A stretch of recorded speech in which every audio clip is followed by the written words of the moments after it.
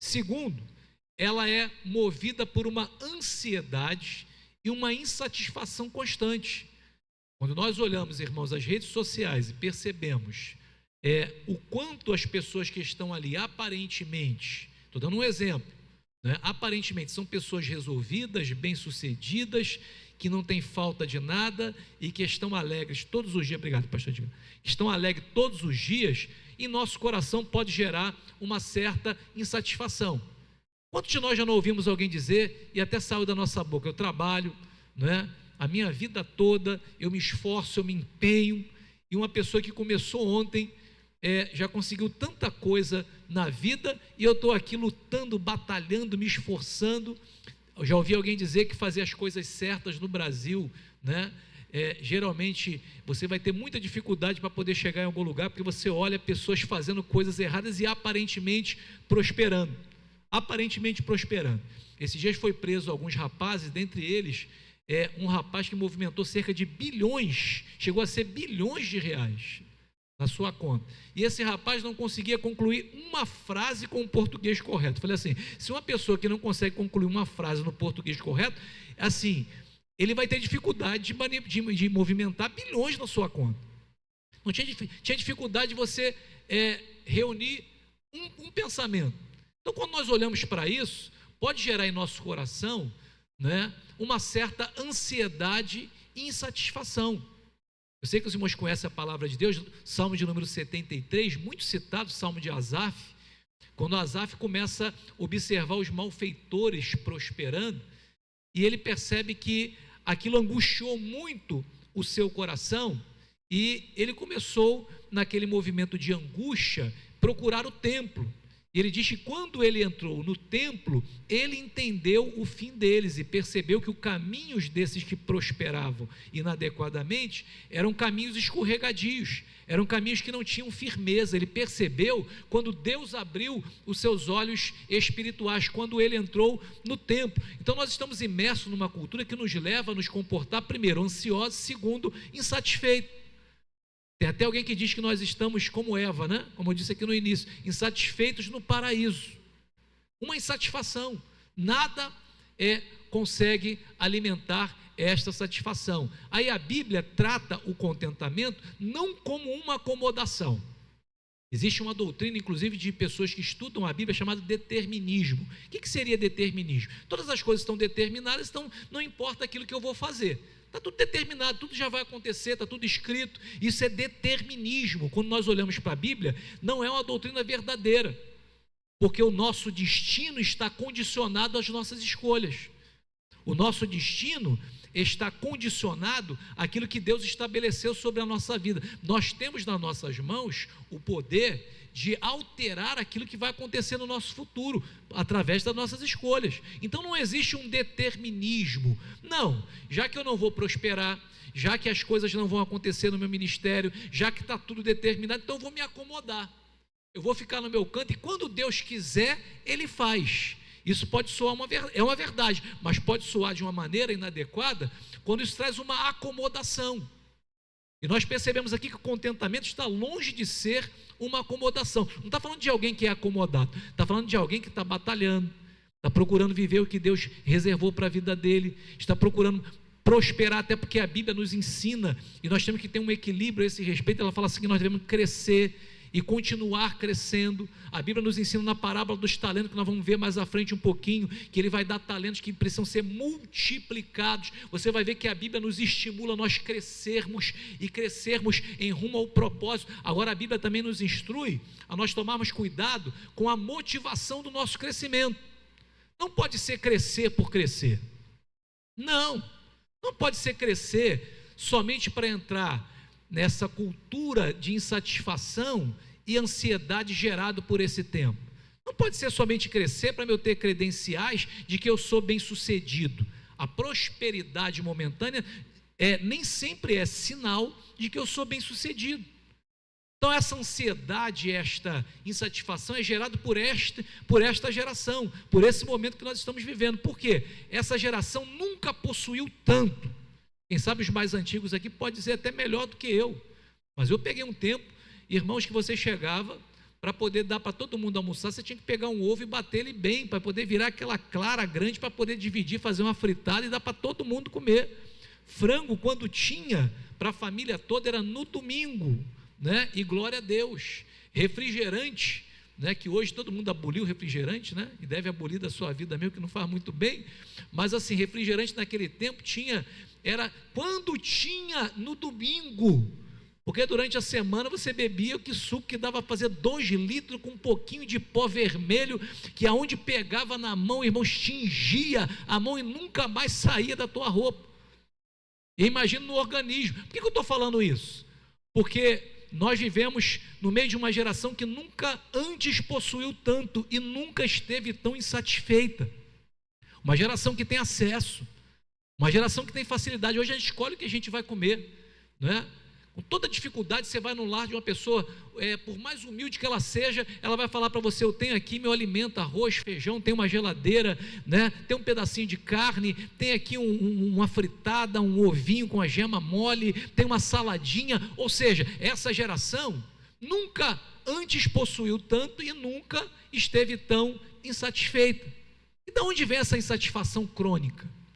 De onde vem essa insatisfação destrutiva? Porque tem uma insatisfação que ela é construtiva. Quando é a insatisfação de viver mesmice, de viver uma vida morna, aí eu tenho que estar insatisfeito. Mas quando é uma insatisfação motivada pelo simples fato de querer ter sempre mais, sempre mais, sempre mais, sem se fartar, eu estou sendo levado pelo espírito desse tempo. Aí novamente aqui eu coloquei sobre as redes sociais. Por quê? As redes sociais mostram vidas perfeitas e muitos acabam vivendo uma fé inquieta, sempre achando que falta algo. Uma coisa que tem acontecido em nossos dias com relação à igreja. O que nós temos percebido hoje? Uma insatisfação crônica de membros na igreja. Nunca está bom.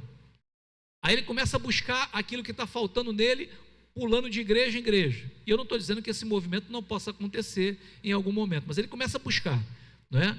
Mas a insatisfação, ele nunca vai encontrar plenamente aonde ele vai estar. Quando chega novidade, quando chega, estimula por aquilo que ele vai vivenciar, mas o tempo vai passar, e se a insatisfação crônica dentro do coração não for resolvida, vai continuar sempre achando que falta algo do lado de fora, enquanto está faltando algo do lado de dentro. Quando nós estamos satisfeitos do lado de dentro, é isso que Paulo fala, que eu aprendi a contentar-me com o que tenho. Ele está dizendo assim: eu tenho uma insatisfação que não pode ser resolvida com coisas do lado de fora. Porque quando eu estou satisfeito do lado de dentro, o que está do lado de fora é complemento. O que vier é lucro, é bênção de Deus. Aí eu começo a ficar aquilo que eu não tenho, meus olhos começam a focar naquilo que eu não tenho isso, eu não tenho aquilo, minha igreja não tem isso, e a igreja do fulano não tem isso, na minha casa tem isso, e não tem aquilo, e eu começo a focar naquilo que eu não tenho, e esquecemos de focar naquilo que nós temos. Aí o apóstolo Paulo fala: eu sei contentar-me com aquilo que o Senhor me deu, eu posso todas as coisas naquele que me fortalece, porque não é aquilo que eu tenho do lado de fora, mas é aquilo que eu tenho do lado de dentro. Nós temos que ter satisfeitos com Cristo na nossa vida, porque Ele é suficiente para a nossa vida. Eu fico preocupado com essa geração, com relação a essa insatisfação crônica. Passa mais um aí, irmãos, parou novamente aqui, por favor. Essa insatisfação crônica preocupa demais. O apóstolo Paulo de Tarso nos ensina algo poderoso, que é possível viver satisfeito em qualquer situação. Qualquer situação. E ele fala o seguinte, e o mais impactante é que quando ele escreveu essa carta, ele estava preso. Ele estava sem conforto, sem liberdade. A carta aos Filipenses, irmãos, a igreja de Filipos foi a igreja de entrada do evangelho na Europa. Lembra quando Paulo chegou lá na igreja de Filipos e tinha uma menina que dava muito lucro aos seus senhores fazendo adivinhações? Ela fechavam o olho dela, colocavam uma venda nos olhos dela, e ela tinha que adivinhar a cor da roupa da pessoa, a característica física da pessoa, e é claro que demônios familiares fazem isso muito bem, e ela dava muito lucro aos seus senhores, até que o evangelho de Cristo chegou ali e quebrou o esquema do diabo naquela situação, e ali foi porta de entrada para o evangelho na Europa, naquele lugar. E aí o apóstolo Paulo escreve essa carta aqui, porque esta igreja foi uma igreja mantenedora, foi uma igreja em que supriu o apóstolo Paulo nas suas viagens. Se você ler a carta aos Filipenses, não tem nenhuma repreensão, só elogio. O apóstolo Paulo essa carta é chamada pelos estudantes da Bíblia como a carta da alegria cristã, do regozijo. Várias vezes você vai ver o texto dizendo: me alegro e regozijo. Várias vezes você vai perceber essa expressão do apóstolo Paulo, e ele estava preso, assim como tantas outras cartas da prisão, e mesmo estando preso, ele está dizendo, sabe o que? Posso todas as coisas naquele que me fortalece. Ao contrário do que muitos pensam, esse versículo não é uma chave para eu conseguir aquilo que eu quiser nesse mundo, mas esse versículo está dizendo assim: eu posso passar e atravessar qualquer circunstância da minha vida, porque eu tenho aquilo que é essencial, que é Cristo. Cristo é suficiente. Assim como o Salmo de número 23, eu sei que os irmãos sabem a esse respeito: o Senhor é meu pastor e nada me faltará. Uma tradução mais aproximada poderia dizer que de nada terei falta, eu tenho tudo que eu preciso. Quando nós temos o nosso pastor, nós temos tudo que nós precisamos, e nós não podemos, irmãos, jamais nos deixar levar pelo consumismo e pela insatisfação gerada pelo curso deste mundo. Eu estou feliz. Sabe uma coisa que eu tenho aprendido com Deus? Todos os dias eu sou tentado a murmurar. Murmurar quando eu levanto para trabalhar, murmurar quando eu encontro a primeira dificuldade no trabalho, murmurar quando há reclamação, todos os dias. Mas quando eu consigo transformar minha murmuração em gratidão, eu estou mudando a maneira que meu cérebro vai absorver circunstâncias da vida. Ao invés de murmurar e se queixar, eu vou agradecer, porque sempre tem um foco positivo naquilo que você está reclamando. Eu vou reclamar porque meu carro furou o pneu no meio da rua. Aí eu mudo e falo assim: eu estou aqui, o carro furou o pneu porque eu tenho carro. Se eu não tivesse carro, eu não tinha furado o pneu. Aí eu substituo. Aí de repente acontece uma situação no trabalho de me chamar a atenção. Eu falo assim: estou me chamando a atenção no trabalho porque eu tenho trabalho. Olha só a diferença, eu reclamar porque eu estou sendo chamado a atenção, do que eu mudar isso porque eu tenho trabalho. Se eu não tivesse trabalho, não estava acontecendo isso que eu estou vivenciando aqui. Quando eu começo a mudar a murmuração pela gratidão, irmãos, isso dá um bônus, e nós começamos a ver a vida de outro jeito. Quando eu penso que eu estou respirando, que eu estou de pé, que eu estou alegre, que eu estou na casa de Deus, eu tenho tantos motivos para agradecer a Deus e estar contente nessa noite, que aquilo que eu atravessei, por mais difícil que seja, fica tão pequeno diante da perspectiva daquilo que Deus já entregou nas minhas mãos. Mude a murmuração pela gratidão, porque o contentamento, ele parte desse princípio, porque isso nos mostra que contentamento não depende do que você tem, depende de quem você tem. É diferente, não é daquilo que eu possuo, é de quem está na minha vida, e quem está na minha vida é Cristo. A palavra-chave aqui, contente ou contentamento, no grego, no original, autarques, significa satisfeito, independente de circunstâncias externas. Satisfeito, independente daquilo que aconteça. Porque Paulo não está falando de independência de Deus, ele está falando de dependência plena de Cristo, que gera suficiência interior. Ele não está falando de alguém que é independente. Eu estou satisfeito e contente por mim mesmo. Não. Eu sou tão dependente de Cristo que ele gera uma suficiência interior. Ele sustenta a minha alma quando ela quer vacilar, quando ela quer reclamar, quando ela quer parar. Ele está dizendo que, independente daquilo que acontecia, ele continuava dependente, porque Cristo gerava a sua suficiência interior. E é isso que sustenta a nossa vida cristã. Porque aquele mundo de Disneylândia que as pessoas anunciam por aí nas redes sociais, ou até mesmo no nosso cotidiano, esse mundo não existe. Nós nos depararemos com frustrações, com problemas, as coisas não vão ocorrer do jeito que você quer, do jeito que você gosta, e nós não vamos poder nos comportar como meninos e meninas mimadas que batemos o pé e falamos que não queremos prosseguir. Nós precisamos ter essa expressão no nosso coração: eu posso todas as coisas naquele que me fortalece, no dia da alegria, mas também no dia da luta, porque é isso que o apóstolo Paulo está falando para nós aqui. Contentamento não é conformismo, eu falei isso aqui no início, passivo. Aquela pessoa que está conformada, tanto faz como tanto fez, né? Ela está como o hino do Brasil: deitado eternamente em berço esplêndido, não é isso? E aí, não faz mais nada para que as coisas aconteçam na sua vida. Se Deus quiser abrir a porta, Ele abre. Eu não vou sair segunda-feira para poder bater em nenhuma porta. Se Deus quiser me levar ao ministério, Ele me leva, mas não se levanta para fazer um curso teológico, para poder se esmerar naquilo pelo qual Deus o chamou, para poder estudar na área que Deus realmente, ele acredita tanto que Deus o chamou, que não sabe investir naquilo que Deus chamou ele. Aí ele está falando: quando Deus quiser, Ele faz. Sim, Deus está doido para fazer, me permita usar essa expressão, mas Ele está esperando encontrar em você a responsabilidade de cuidar de algo tão importante, que você vai levar adiante e vai multiplicar, não vai apenas guardar aquilo que Ele entregou nas tuas mãos. É isso que Deus quer encontrar em nós. Veja isso aqui, irmãos, parábola dos talentos, Mateus 25, nós não vamos ler esse texto, você conhece muito bem. O Senhor, Ele viajou e Ele entregou na mão de 3 servos alguns talentos. A um entregou 5, ao outro entregou 2 e ao outro entregou 1.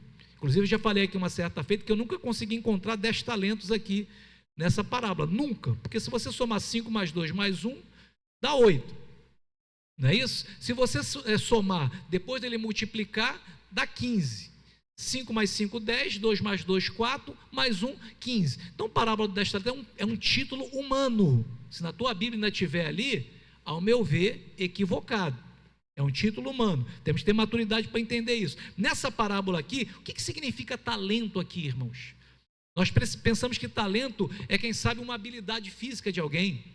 Pensamos que talento é, quem sabe, uma aptidão profissional que alguém tenha. Mas o talento aqui, Jesus está falando de dinheiro para nos ensinar coisas espirituais.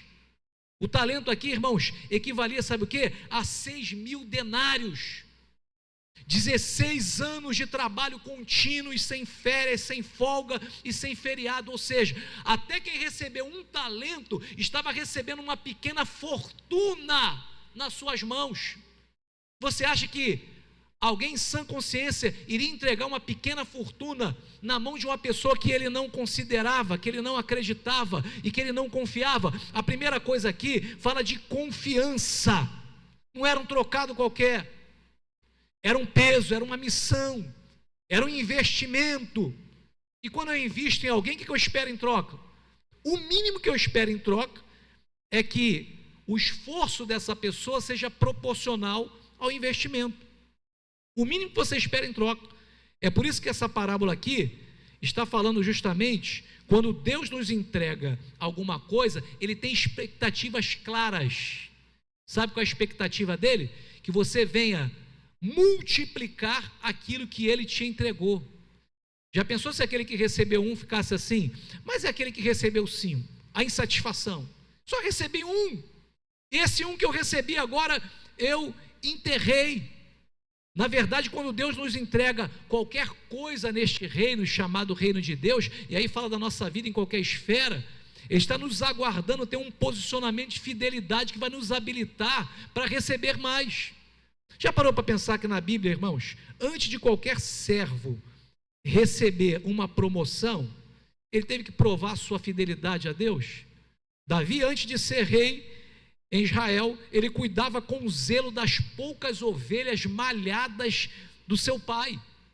Cuidava. Poucas ovelhas, a Bíblia diz, ainda eram malhadas, não tinha valor comercial nenhum naquele tempo, mas ele cuidava com zelo, com cuidado, e isso fez com que ele se habilitasse para assumir o trono de Israel.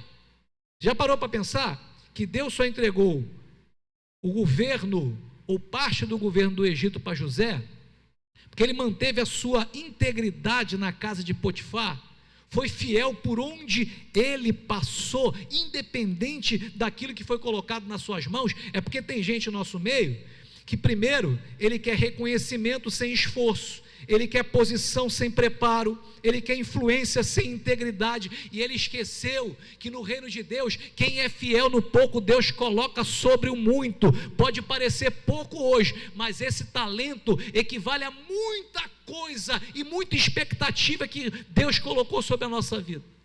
Aí tem uma lógica aqui que eu vou voltar aqui para o estudo, tem uma lógica aqui da redistribuição.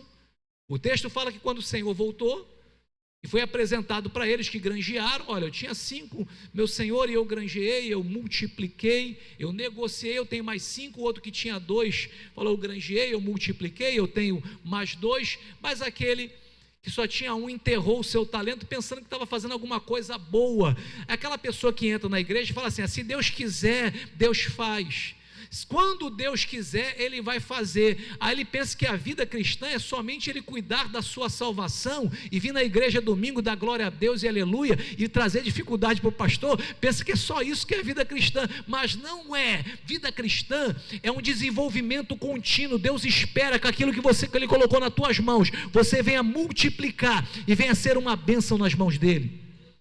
Não é aquilo que Deus, é claro que Deus quiser fazer. O que nós estamos fazendo com o que Deus colocou nas nossas mãos? Irmão, isso é tão sério que Mateus capítulo 25 e verso 28, não precisa colocar, diz assim, tirai-lhe pois o talento e dai o que tem 10 talentos. Aquele que enterrou, pode parecer injustiça, né? Só tinha 1. Aí o Senhor falou, arranca dele e entrega para aquele que tem 10. Por quê? No reino de Deus, a redistribuição dos recursos, irmãos, não é de acordo com aquilo que nós pensamos que deve ser, não é de acordo com a peninha de Deus a ser, isso só tem nada, né? Vou dar umzinho. Não, é de acordo, o texto fala que é de acordo com a nossa capacidade de multiplicar. Diz assim, e foi entregue a cada um deles segundo a sua capacidade.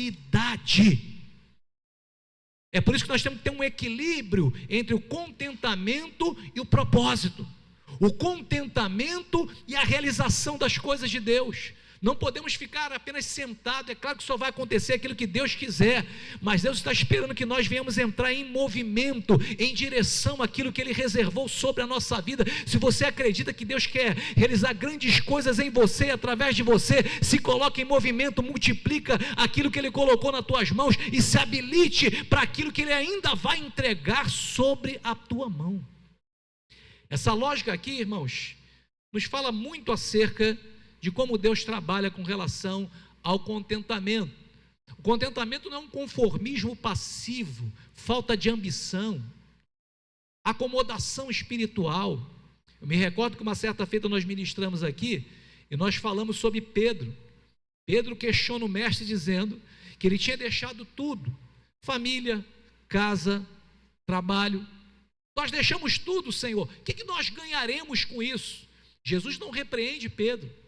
É interessante que lá, no finalzinho, nos últimos dias do mestre, ele repreende Pedro e fala, para trás de mim, Satanás, quando Pedro estava querendo impedi-lo de continuar a sua jornada, impedindo que ele fosse sofrer naquele momento.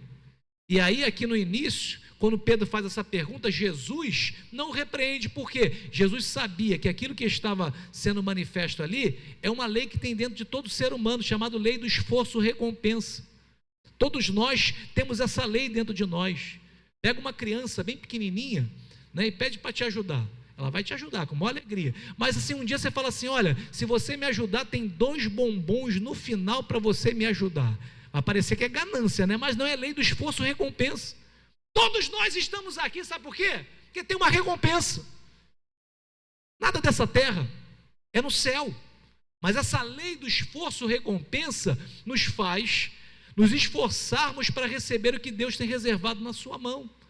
E aí o texto sagrado, irmãos, nos fala que Jesus respondeu para ele, olha, aquele que larga pai, mãe, esposa, bens, por amor de mim, receberá 100 vezes mais nesta terra e a vida eterna. Deus não fica devendo nada para ninguém.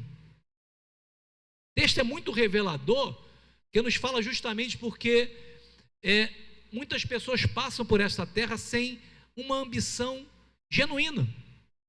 Quem não tem uma ambição, quando o apóstolo Paulo fala, no capítulo 3 de 2 Timóteo, quando ele fala sobre o episcopado, quem deseja o episcopado, excelente obra deseja, ele está dizendo, sabe o quê? Não é pecado você ter, entre aspas, uma ambição de querer ser obreiro, de querer servir a Deus no ministério. Não tem problema nenhum nisso. Não existe nenhum pecado em você falar assim, eu quero crescer na minha vida secular, porque eu sei que aonde Deus me plantar, eu vou ser um canal de Deus para minha família, para os meus amigos, para a minha igreja, para a minha vida pessoal. Não tem nada de pecado nisso. Então nós não podemos, irmãos, apenas nos entregar às circunstâncias que se apresentarem, as oportunidades que se apresentarem. Às vezes, nós vamos ter que aprender que nós vamos ter que gerar as oportunidades. Vamos ter que se colocar na fileira da frente. Aonde que é a oportunidade? Tem que ficar onde? Na beira do tanque? Então é na beira do tanque. Beira do tanque é mais pertinho do altar, né? Então já vou ensinar para os irmãos. Beira do tanque é aqui, ó. Aqui que é a beira do tanque. Aonde que está lá que está a oportunidade? Do lado de quem? Quem é a fonte? Deixa eu ficar do lado da fonte lá. Deixa eu ficar do lado do canal, né? Justamente porque às vezes nós vamos precisar gerar as oportunidades. Contentamento aqui, irmãos, é bonito porque é algo que eu posso aprender. Às vezes eu fui uma pessoa reclamona, murmuradora, queixosa, né? E é difícil viver do lado de uma pessoa queixosa, que reclama de tudo, ó vidas, ó céus, ó azar. Mas o contentamento se aprende. O apóstolo Paulo está dizendo aqui, eu aprendi a viver contente. Isso é um exercício na nossa vida, não é o que nós aceitamos a Jesus, eu já sou contente com tudo, não é desse jeito. Isso é um exercício de maturidade cristã. Justamente porque aquele que está contente com as coisas de Deus, ele tem confiança na soberania divina. Você sabe o que é isso, irmãos? Soberania é o atributo incomunicável de Deus, no qual ele faz o que quer sem ter que dar satisfação a ninguém. Isso é soberania. Só que Deus é tão soberano, e nós confiamos nele, que as circunstâncias da nossa vida sempre vai cooperar para a realização do seu propósito. Quer ver alguém que teve contentamento em Deus na sua trajetória, porque entendeu um traço da soberania? José.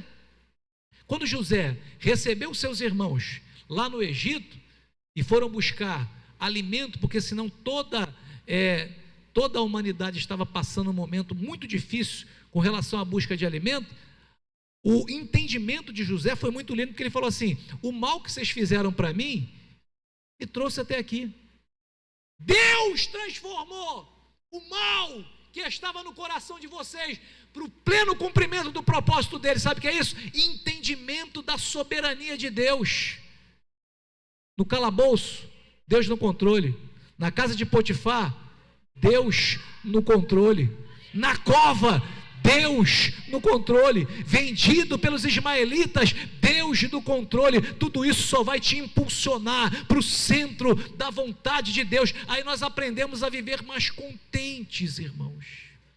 Sabe quando a Bíblia diz, Romanos capítulo 8 e verso 28, que diz, todas as coisas contribuem juntamente para o bem daqueles que amam a Deus e foram chamados pelo seu propósito. É o entendimento da soberania de Deus que nos traz contentamento, independente do momento que nós estamos atravessando, porque se você está atravessando e entregou a tua vida nas mãos de Deus, isso vai ser necessário para a construção daquilo que você vai se tornar, porque não tem como crescer se não tiver estrutura, não tem como crescer se você não vai suportar quando Deus entregar nas tuas mãos, não tem como crescer se antes Deus tratar a nossa vida.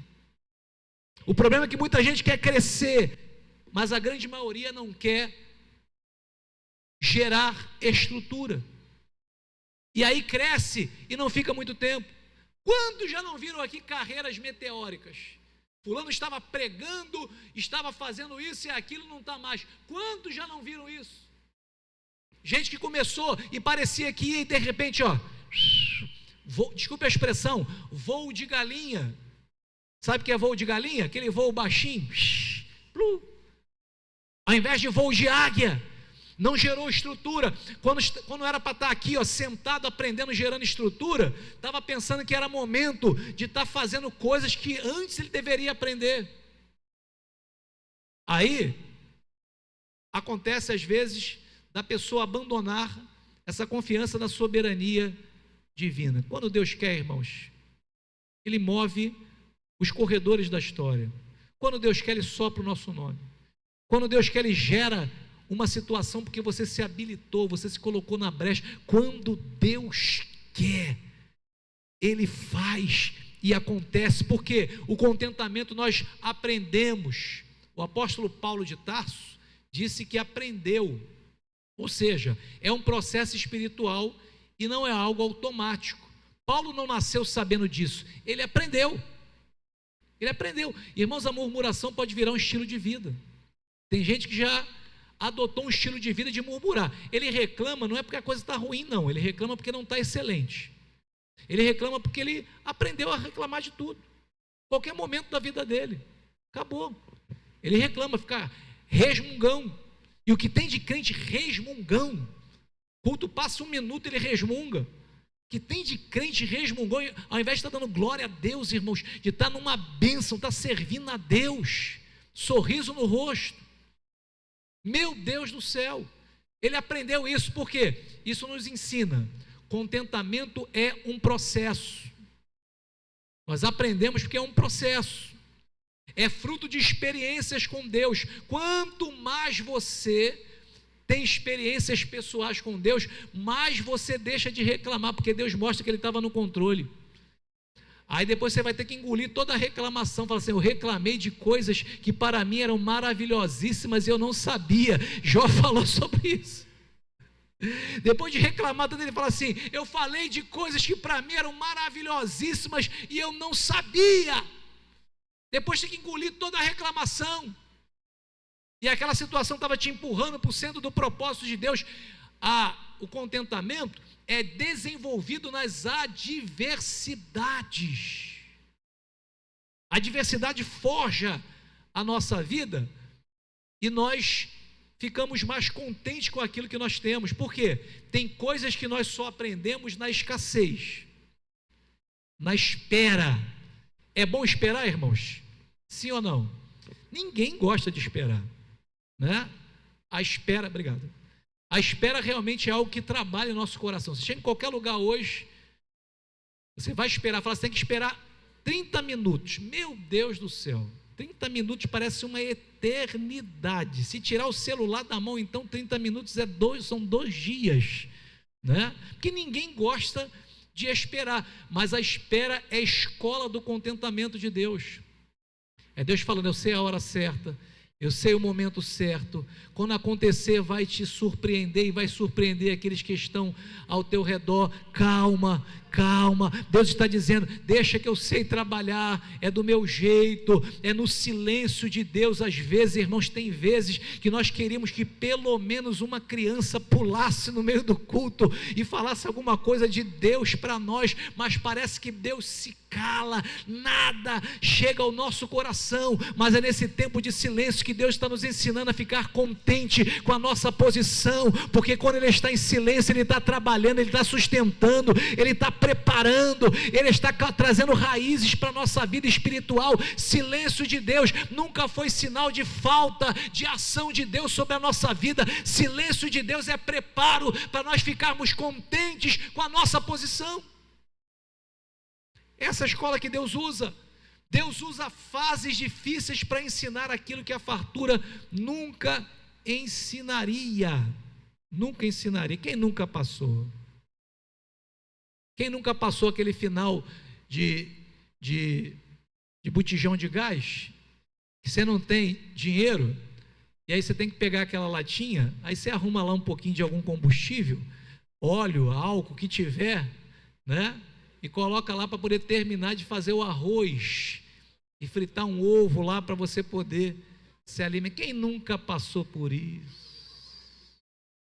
Vira o bujão, ora o bujão, joga água gelada no bujão. Quem nunca passou por isso?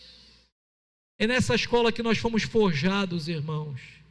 É nessa escola do silêncio, da escassez, da dificuldade, sabe para quê? Para quando você chegar lá, você não bata no teu peito e fale que fez pela tua própria força, e isso não mude quem você é. Tem tanta gente empinando o nariz por tão pouca coisa. Às vezes Deus deu um carrinho, uma casa, colocou um dinheirinho no banco, já parece que é melhor do que as outras pessoas, porque não passou pela escola da escassez. Porque quem passou pela escola da escassez, quem já recebeu cesta básica da igreja, quem já foi abençoado por propósitos de Deus, de você não saber nem de onde veio a provisão, só quem passou por isso sabe valorizar o momento que você está vivendo agora, e sabe compartilhar com aquele que está do teu lado. Tem gente que foi forjada nessa escola, por isso que está contente. Hoje tem picanha, dá glória a Deus. Amanhã é arroz e feijão bem temperado, e você dá glória a Deus do mesmo jeito, porque você não muda, porque as coisas mudam.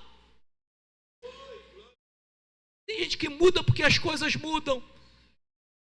E nós percebemos que esse segredo do contentamento, quando o apóstolo Paulo fala sobre tudo posso naquele que me fortalece, nós já comentamos aqui, ele não é sobre conquistar tudo, é sobre suportar qualquer situação com Cristo.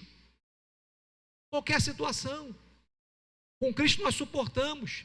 Esse versículo não fala de conquistar tudo, mas de suportar e viver bem em qualquer situação com Cristo. Com Cristo. E aí, não é ter tudo, é ter Cristo, e Ele é suficiente. Quando há a presença dEle, Ele é suficiente para a nossa vida, porque contentamento se aprende. Quando Cristo é suficiente, a falta não te destrói. Segunda coisa, a abundância não te corrompe. É Cristo, é para Ele, por intermédio dEle. Se eu tenho, foi Ele que deu, é glória para Ele, o louvor é para Ele, a adoração é para Ele. Se eu tenho um teto para dormir hoje, é Ele, então não vai me corromper. Deus está preparando a nossa vida, irmãos, para isso não mudar o nosso coração. Deus quer derramar sobre a tua casa, sobre a tua família, quer te dar um pouco mais de graça, de unção, quem sabe até de recursos financeiros, mas Ele não vai fazer isso. Se Ele for te perder, Ele está te preparando para que você receba tudo aquilo que está reservado na palma da mão direita dEle.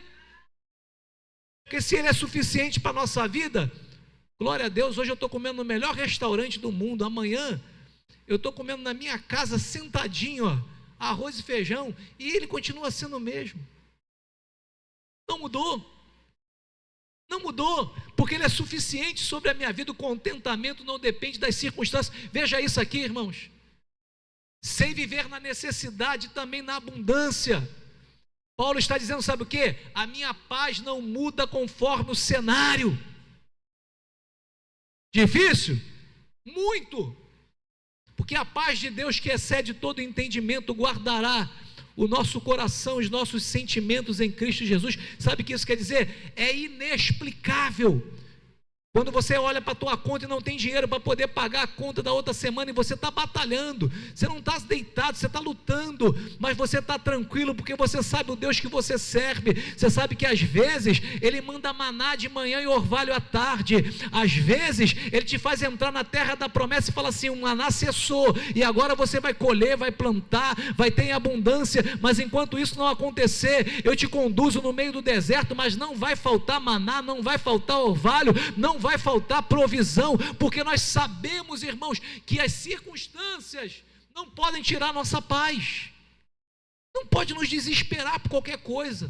Não é qualquer coisa que pode nos desesperar. Eu convivi bastante tempo com uma pessoa, acho que eu já contei aqui uma certa feita, quando eu era criança e adolescente, convivi muito de perto, que essa pessoa me causava estranheza.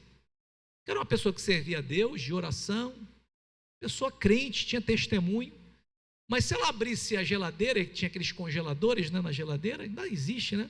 Há bem pouco agora, aquele congelador, né? Se ela abrisse assim e tivesse faltando um tipo de carne, um exemplo, se tivesse lá carne de boi, tivesse lá, mas o que? Me ajuda aí, carne de porco, aí estava faltando frango, peito de frango, um exemplo. Essa pessoa botava a mão na cabeça, gritava, falava assim, meu Deus! Parecia que ela ia morrer. Batia um desespero nessa pessoa.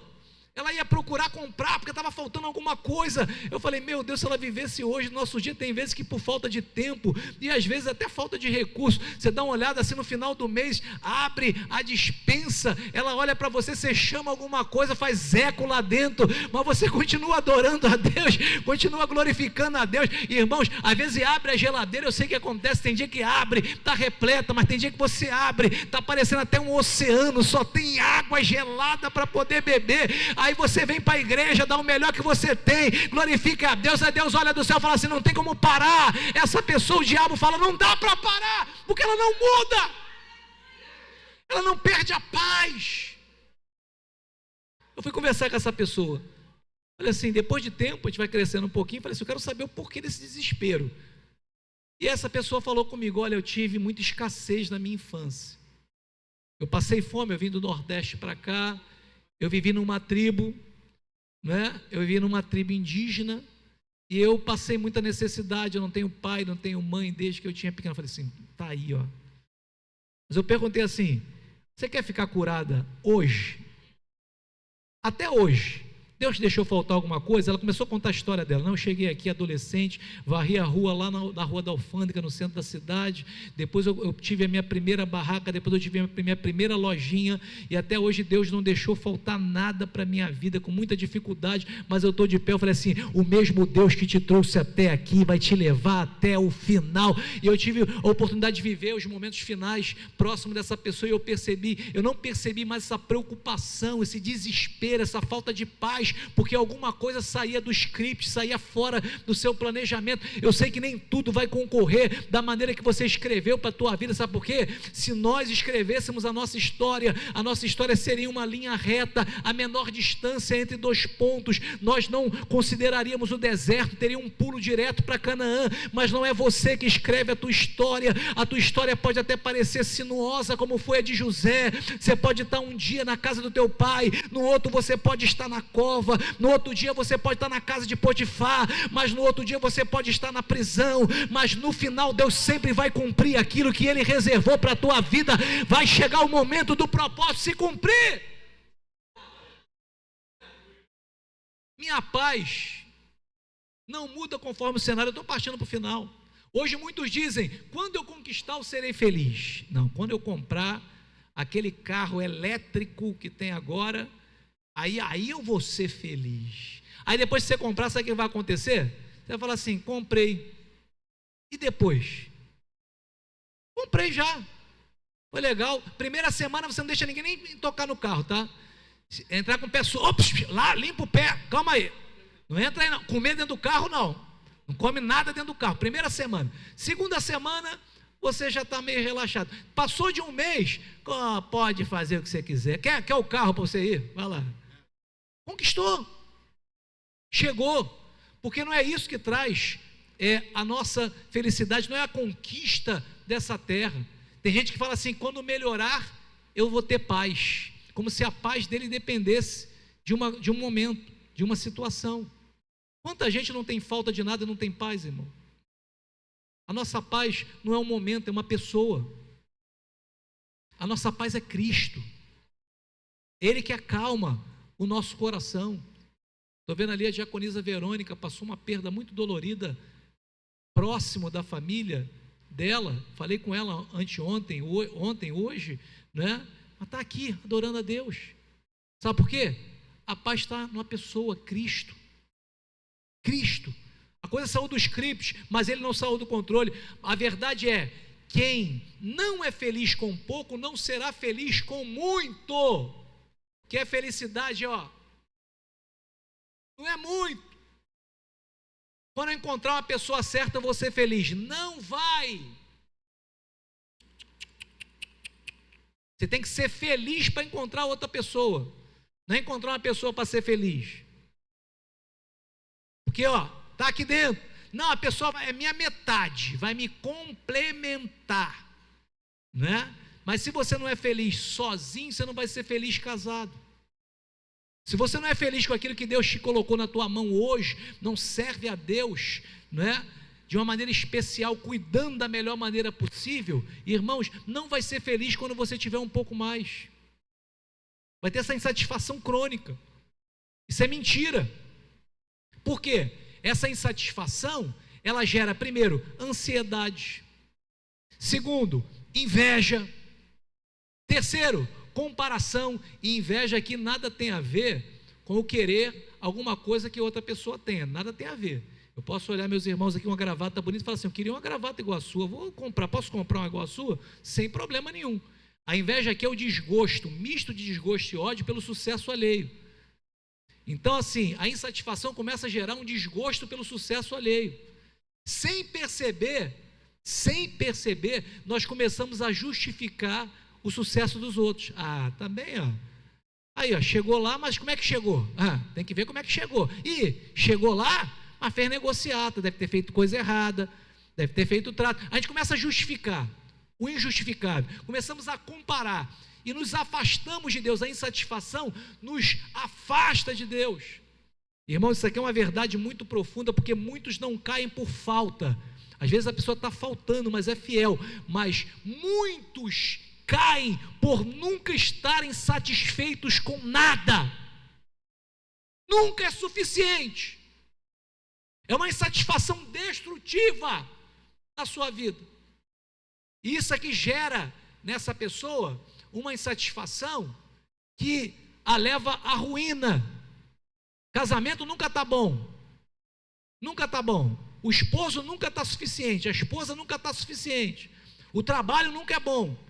Primeiro dia o trabalho era bênção, era vitória. Passou o tempo, né? O trabalho foi o capeta que me deu. Só pode ter sido ele que abriu a porta. Sabe o que é isso? Essa insatisfação. Nunca vai ser suficiente, irmãos. Mas quando nós temos essa satisfação em Cristo, esse contentamento, nós vamos aprender que a insatisfação abre portas que a gratidão manteria fechada.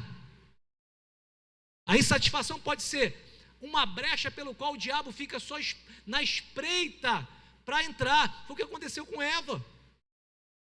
O diabo estava ali, ó. Que a serpente era a mais astuta das alimárias do campo. Estava ali. Ele percebeu uma raiz de insatisfação. Foi nessa raiz de insatisfação e de não de gratidão que ele entrou. E com 5 minutos, digo eu, né? Que o texto ali pode dizer que foram muitos anos. 5 minutos de conversa fiada, ele conseguiu convencer Eva que ela poderia estar melhor do que ela estava naquele momento. Ela podia estar numa condição um pouco melhor, porque a insatisfação, ela abre portas que a gratidão manteria fechada. Gratidão. A murmuração é a voz da insatisfação, ecoando contra a fidelidade de Deus. Porque murmurar, irmãos, é queixar-se sem causa. Não é às vezes fazer uma reclamação justa, é uma queixa sem causa. O contentamento não impede o crescimento. Eu estou feliz com o que Deus fez na minha vida hoje. Trabalhei pra caramba, desde 6h30 da manhã trabalhando, ó, vim quase direto. Estou muito feliz. No meio do trajeto eu senti vontade de murmurar, eu confesso para vocês, né? Perguntei umas 3 vezes se era necessário mesmo trabalhar naquele local, dentro da minha mente, mas eu lutava contra aquilo. Por quê? Eu estou feliz com o que Deus fez, mas eu estou feliz com o que Deus fez hoje. Mas eu estou aberto para aquilo que Deus quer fazer amanhã. O que Deus fez hoje, ótimo. Muito obrigado, meu Deus, mas eu sei que o Senhor tem mais amanhã para a minha vida. Porque o contentamento não vai impedir o teu crescimento. Deus não quer que você se autolimite naquilo que Ele pode e quer fazer na tua vida. Não está bom até aí, não, Ele tem mais. Se você está vivo e está vivo ainda, é porque Deus quer fazer mais através de você, em você. Então esse contentamento não impede o crescimento. E é importante, ser contente não significa parar de crescer. Estou satisfeito. Eu vou fazer uma oração. Os que estiverem satisfeitos, o Senhor já pode recolher para a eternidade. Quem está satisfeito aí? Deixa eu ver.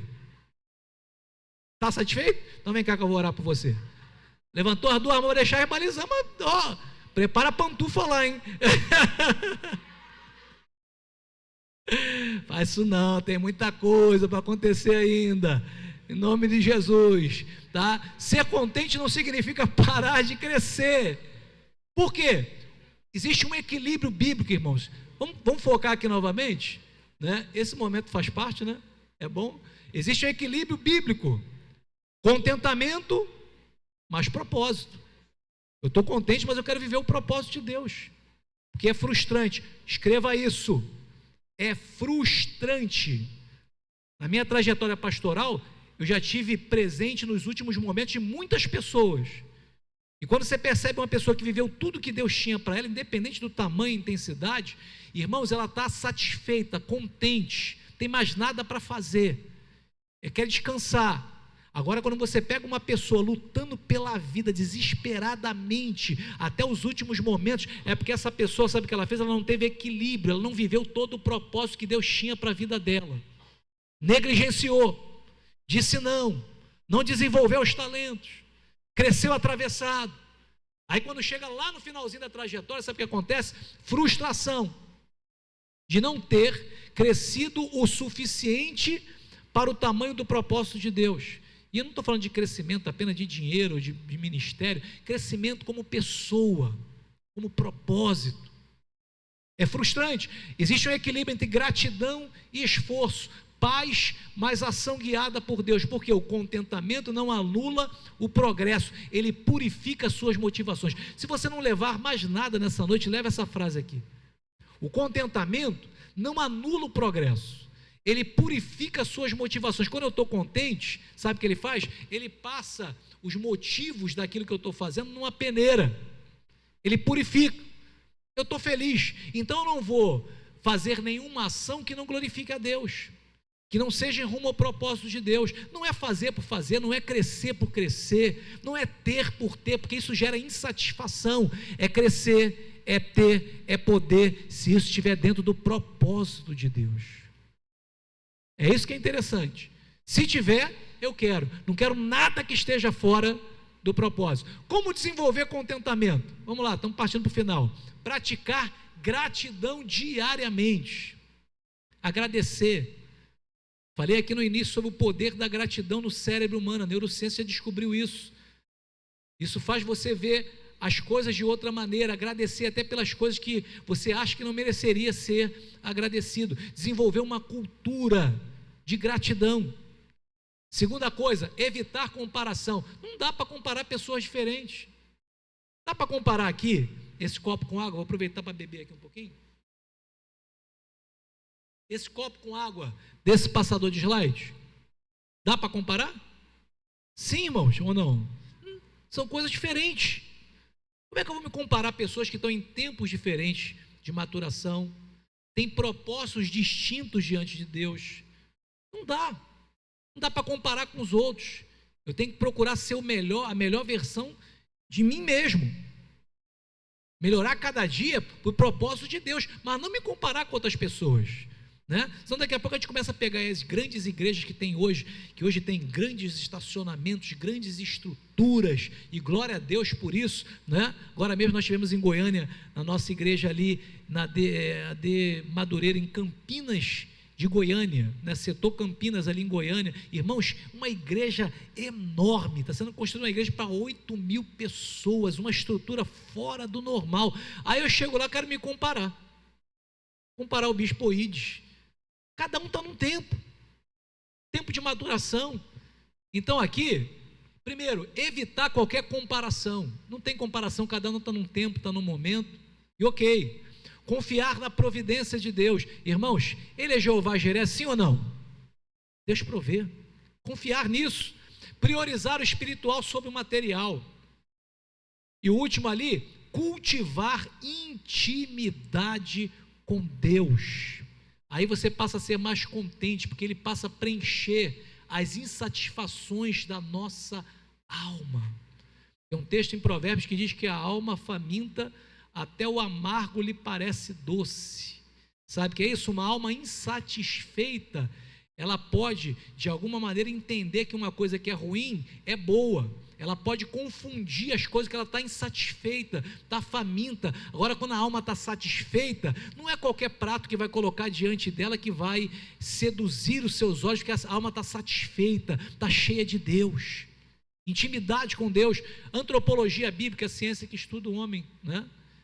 E o ser humano, após a queda, vive em constante sensação de falta. Isso aqui a antropologia diz. Por que nós nos sentimos tão insatisfeitos nessa terra? Primeiro, porque após a queda, nós perdemos algo essencial. E essa essencialidade nos faz viver em constante sensação de falta. O homem passa a desejar mais do que Deus deu. Surge a insatisfação estrutural. Ou seja, você vai ter que entender que isso também é resultado da queda de Adão. E aí eu vou precisar ter uma redenção, uma natureza, uma nova natureza, um novo nascimento. A vida em Cristo traz uma possibilidade de uma vida contente, satisfeita. Então nós lutamos contra algo que está dentro de nós, está dentro da natureza pecaminosa, o descontentamento. Está dentro de nós. O contentamento, portanto, é um ato redentivo e evidência de restauração da alma. Vamos lá, para a gente poder terminar. Tem uma dimensão escatológica também, da doutrina das últimas coisas, porque o contentamento também aponta para o futuro, pois a plena satisfação só será completa na eternidade, só lá. Então, uma certa insatisfação de nós estarmos aqui, é aquela sensação que eu estou no lugar, mas não é o meu final, não é a minha residência, eu sou peregrino e forasteiro. Como é que eu vou equalizar isso? A igreja primitiva não equalizou isso muito bem. A igreja primitiva vendeu todos os seus bens, distribuiu para os pobres, todos de uma vez só, não houve uma administração. Jesus não voltou no momento seguinte e eles apostataram na fé. Sabe o que aconteceu? A carta aos Hebreus é um chamado para os judeus que estavam afastados e voltando para o judaísmo, porque não equalizaram aquilo que eu coloquei ali, ó. O contentamento aponta para o futuro, dizendo que a nossa plena satisfação só será completa na eternidade, porém eu ainda estou aqui. Como é que eu equalizo essa insatisfação de querer morar com Deus, mas ainda está na terra? Como é que eu equalizo esse movimento do meu espírito, que tem um endereço postal do céu? Eclesiastes capítulo 3, verso 8, diz que Deus pôs a Olã, a eternidade, no coração do homem. Ou seja, nós temos um endereço postal no nosso espírito, que é do céu, ou seja, nós não somos daqui. A qualquer momento vai ser rasgado a correspondência, o nosso espírito, o conteúdo vai estar nas mãos daquele que é o detentor, o destinatário, que é Deus. Mas como é que eu equalizo essa insatisfação de querer morar com Deus, mas ainda estou aqui nessa terra?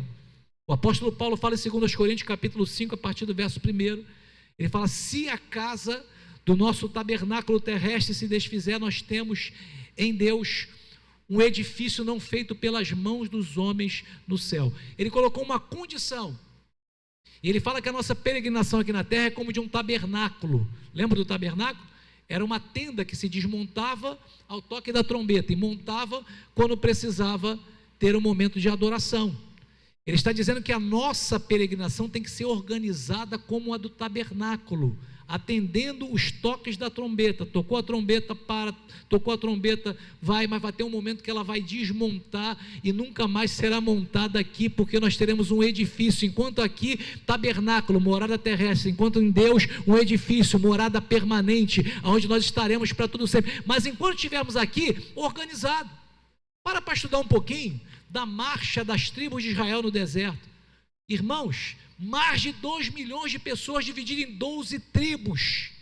A organização, você imagina? Tinha questão sanitária, questão de alimentação, questão de adoração. Como é que você coloca 2 milhões de pessoas no deserto se não tivesse organização? Ele está dizendo, enquanto estivermos aqui, continua marchando, mas marcha organizado, marcha com discernimento, continua crescendo, prosperando, mas saiba que o nosso final não é nessa terra, tem uma dimensão escatológica, onde nós não conseguiremos nos satisfazer totalmente aqui. Não dá! Não dá para ter plena satisfação aqui. Às vezes, quando a gente olha as coisas que estão acontecendo aí no noticiário, eu falo assim: meu Deus, nós não somos desse mundo. Não dá para se encaixar com aquilo. Não dá para achar que é normal, pastor Digão. Não dá para achar que aquelas coisas que estão acontecendo ali é comum. Existe um movimento na nossa alma, porque nós teremos plena satisfação da eternidade. Hoje, nós vivemos contentes em Cristo, mas aguardamos a plenitude futura, só lá. O contentamento cristão é, primeiro, e eu queria que você repetisse comigo, eu vou ler primeiro, depois eu vou pedir ajuda dos irmãos. Primeiro, cristocêntrico, vem de Cristo. Segundo, escatológico, aponta para o futuro. Terceiro, formativo, é aprendido. Quarto, ele é contracultural, vai contra o sistema deste mundo. Você pode ler comigo? Eu vou falar primeiro, você pode ler cristocêntrico, vem de Cristo, e pode ler até o que está entre os parênteses ali, tá? Por favor, 2, 3, primeiro. Segundo. Terceiro. Quarto. Você pode glorificar Jesus nessa noite por isso? Conclusão: o contentamento é uma proteção espiritual contra a frustração, contra a cobiça. Se eu estou contente, eu não vou me frustrar, porque eu estou contente com aquilo que vai acontecer. Gerei expectativas, mas minhas expectativas foram totalmente dentro de uma esfera de que só vai acontecer daquilo que Deus quiser. Então eu também tenho um seguro na minha vida. Eu me recordo aqui, alguns anos atrás, eu posso falar, porque tem muito tempo, e a pessoa não está mais conosco, e teve uma jovem aqui que gerou uma expectativa que Deus tinha falado com ela, que ela ia casar com um determinado rapaz que não era da igreja, era do mundo. Mas Deus falou para ela, isso é curso de doutrina para a gente aprender. Aí o que aconteceu? Ela segurou essa palavra e se passaram vários anos. Nesses anos, o que aconteceu?